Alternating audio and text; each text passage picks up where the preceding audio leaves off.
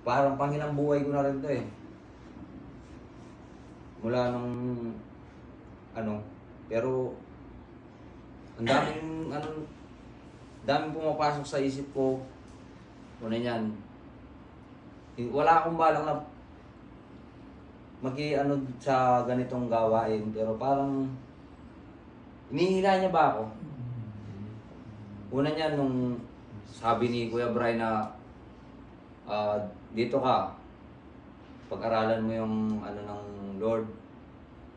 Wala sa akin. Hindi wala sa isip ko.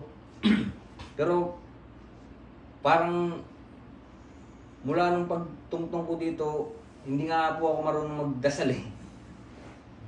Pag ano ko, parang sinasa puso ba? Nung nakikinig naman ako, parang naging tuloy-tuloy yung opportunity.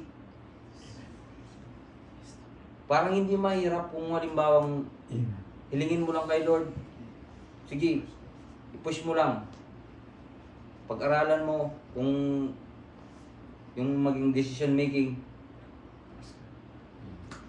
ibibigay niya.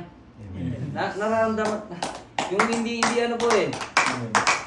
Ayoko rin na ano eh, pero anong saya? Amen. Tsaka ano? Amen. Yun lang po masasabi ko. Amen. Parang ang bait talaga ang buti ni Lord. Amen. Amen.